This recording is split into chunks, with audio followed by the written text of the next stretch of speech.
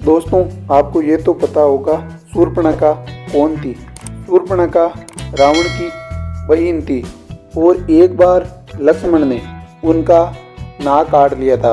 उन्हीं का बदला लेने के लिए रावण ने सीता का हरण किया था।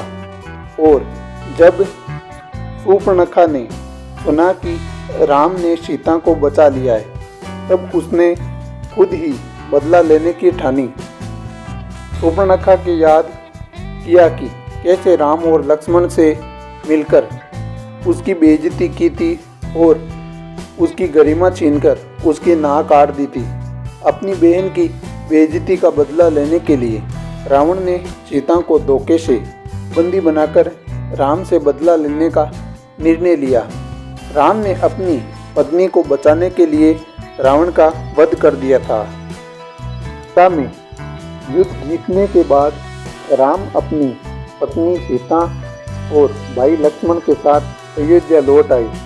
अयोध्या आने के बाद यहाँ के लोगों ने सीता की पवित्रता पर सवाल उठाए और राम को मजबूर कर दिया कि वे सीता को छोड़ दें।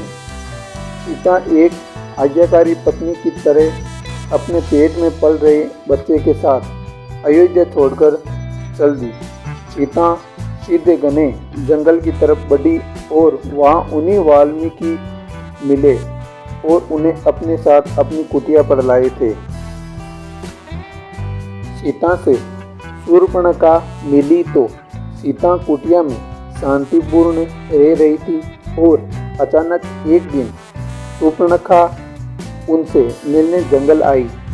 उसके बाद शूर्पणखा ने सीता का मजाक उड़ा उन्हें याद दिलाया कि राम ने सीता को अस्वीकार कर दिया जैसे एक बार उसे किया था।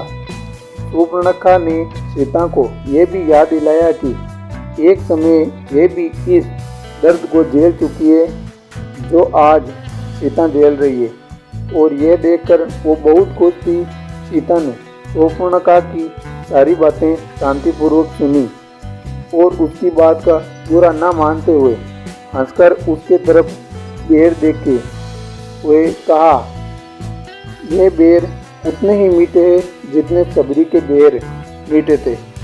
शूर्पणखा यह देखकर हैरान हो गई क्योंकि उसने सोचा था कि सीता को दुखी देखते और करके वे सुख का अनुभव करेगी, लेकिन यहाँ तो उल्टा हो गया। सीता ने शूर्पणखा से कहा, कब तक हम किसी और से उतने ही प्रेम की उम्मीद कर सकते हैं जितना हम उन्हें करते हैं। अपने अंदर की शक्ति को खोजो, खुद की भूख की परवाह किए बिना दूसरों को खिलाना सीखो। बात सुनकर शूर्पणखा जंगल की ओर मुंह टपटपाती हुई चली गई।